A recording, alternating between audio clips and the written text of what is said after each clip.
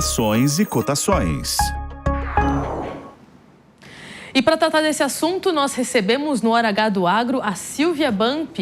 Ela é consultora em gerenciamento de riscos da StoneX. Silvia, obrigada pela sua participação. Já vou começar te perguntando sobre o quanto que esse tarifaço, se ele está sustentando de alguma forma a demanda de soja por parte da China. Queria entender se na sua avaliação quais as consequências que o mercado da soja já está sentindo desde a aplicação das tarifas aí dos Estados Unidos, oficialmente a partir do dia 6, né? É claro que a gente já vem vendo nos últimos dias aí desdobramentos para isso, mas pelo menos desde quarta-feira, o que também já está sendo mais palpável de enxergar no mercado da soja? Obrigada novamente por aceitar aí o nosso convite para participar aqui do Hora H do Agro. Olá, Mariana. Olá a todos os telespectadores. Realmente, a gente tem tido diversos impactos na questão do mercado agro, do tarifaço, particularmente quando a gente olha para o mercado de grãos, soja e milho. O tarifaço dos Estados Unidos com relação ao Brasil acaba não tendo tanto impacto direto nas cotações destas commodities, como você bem mencionou, a relação dos Estados Unidos com China. Quando a gente olha a relação de Brasil com os Estados Unidos, hoje o Brasil não tem um vínculo de exportação dessas commodities grãos com os Estados Unidos, a exemplo do que a gente tem, por exemplo, no suco de laranja, nas carnes, frutas e outros produtos que a gente vem acompanhando nos mercados. O Brasil hoje majoritariamente exporta sua soja para a China, como você bem mencionou, e o milho, por exemplo, a gente tem outros destinos no Oriente, como é o caso do Irã, Egito, Japão.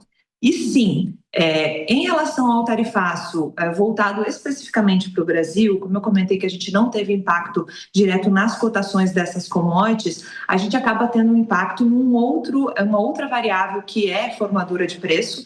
Quando a gente fala em preço dessas commodities, eu tenho que dividir isso e segmentar em 3 variáveis. Eu estou falando das cotações nas principais bolsas, Bolsa de Chicago, que reflete soja e milho, a própria Bolsa Brasileira, que reflete também no milho. Eu estou falando da variação cambial, e aí nós temos, hoje aqui no Brasil, os nossos produtos são negociados em boa parte do país na moeda nacional, que é o real, e desde que foi anunciada essa questão do tarifaço em relação ao Brasil, num primeiro momento nós vimos uma desvalorização da nossa moeda, o real. Isso impulsionou, de certa forma, as cotações do dólar e refletiu na realidade dos preços também. Mas quando a gente olha o terceiro elemento da formação de preço, que no meu ver é um hoje que está trazendo oportunidades para os produtores, que é a variável prêmio. Aí sim, nesse contexto que a gente olha a relação entre Estados Unidos e China, isso tem direcionado a demanda, principalmente quando a gente fala para a soja aqui para o Brasil. Hoje a soja brasileira ela é mais competitiva e exatamente por causa desse contexto da tarifa. Perfeito, te agradeço então esse contexto dado, porque é importante colocar bem os pingos nos is nesse sentido, né? De entender que não necessariamente tem um reflexo direto, mas indiretamente mexe na formação de preço, como você colocou, né? E aí falando então de preços, a cotação da soja disponível no mercado interno, me parece que está favorável aí ultimamente, né? Você enxerga dessa forma? Queria entender como que isso fica diante do avanço da safra americana, né? Porque é isso, é uma formação de preço global, então a gente olha para a nossa safra daqui, mas precisa olhar para ver se a grama do vizinho está verde ou não, né? Perfeitamente. Quando a gente fala de mercado de commodities, como o exemplo de soja e milho, a gente não fala mais de um mercado global, de um local, na verdade. A gente está falando de um mercado global que vai, sim, sofrer influência desses grandes produtores, e Estados Unidos é um exemplo para essas duas commodities.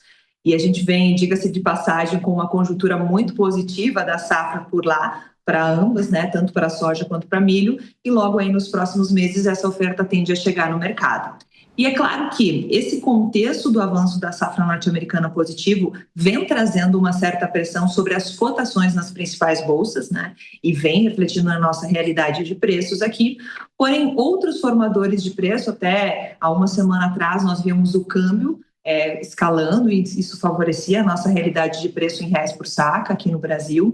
E principalmente, como eu comentei antes, hoje uma das variáveis que está atrativa para o produtor, que pesa na nossa realidade de preços, é exatamente o prêmio, né?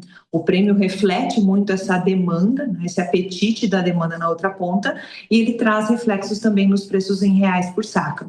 E por que a gente menciona que talvez esse seja um momento oportuno e que é interessante o nosso produtor ficar atento a essa realidade nas cotações? Porque nós temos um incerto futuro, mas talvez quase que certo, de uma possibilidade de um acordo comercial entre, daqui a pouco, Estados Unidos e China, que, como consequência, uma safra chegando aí nos próximos meses, pode, de certa forma, redirecionar essa demanda e, com isso trazer reflexos sobre esse formador de preço, que é o prêmio, ou seja, amenizando esse movimento que a gente tem nesse momento e, consequentemente, pesando sobre a realidade dos preços também em reais por saca. Que interessante isso, porque são coisas que são paralelas e que o produtor fica de olho, né, tanto na cotação em si quanto no prêmio, como que isso reflete aqui dentro, né? E você trouxe esse termo, né, de um futuro que é incerto, mas que está quase certo. A gente faz um pouco desse exercício de futurologia aqui no programa também, né? Claro, com base em dados, informação, nas análises. Mas eu queria que você, então, respondesse para a gente. Você é consultora em gerenciamento de riscos, né? Então, dentro desse momento incerto, mas que está quase certo, mas que está basicamente na incumbência aí de dois presidentes, né? Brasil, China, Estados Unidos.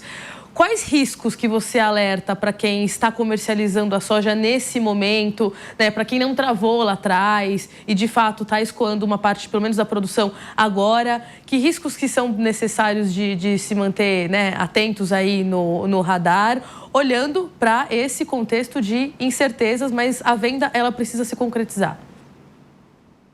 Perfeito. Quando a gente fala especificamente das commodities que o produtor já negociou, eu acho que é importante, primeiro, a gente tem em vista que acabamos de colher uma safra. Quando eu fico aqui no Rio Grande do Sul em particular teve problemas significativos com a produção, isso trouxe incertezas também por parte do produtor, mas no restante do país a gente teve uma boa safra, um número que foi até expressivo, e muito desse custo de produção já foi coberto pelo produtor, mas uma parte significativa também ficou em aberto.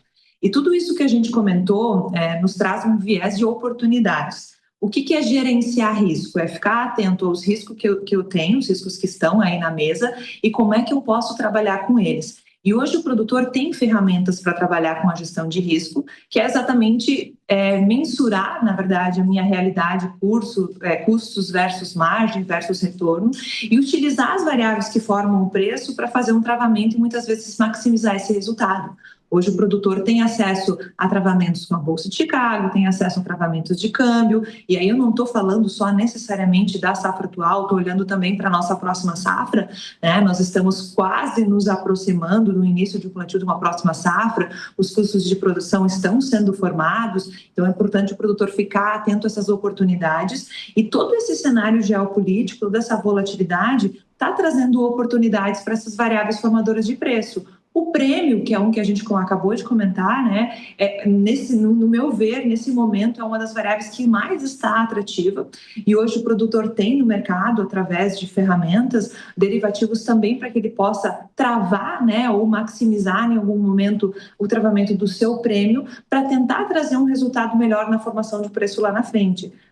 Eu trabalho na Stonex. A Stonex é uma empresa que tem essa ferramenta de travamento através do derivativo de prêmios. Então, eu acho que é importante o produtor ficar atento a essas oportunidades, né, na volatilidade do mercado, nas três variáveis que formam o preço, e ele pode ir tirando vantagem dessas variáveis, lógico, sempre atento à sua realidade de custo de produção, sempre atento às margens, aos números pelo qual o produtor trabalha, mas ele tem sim oportunidades, e é importante a gente destacar isso, né? Como a gente comentou antes, é um futuro incerto que é quase certo.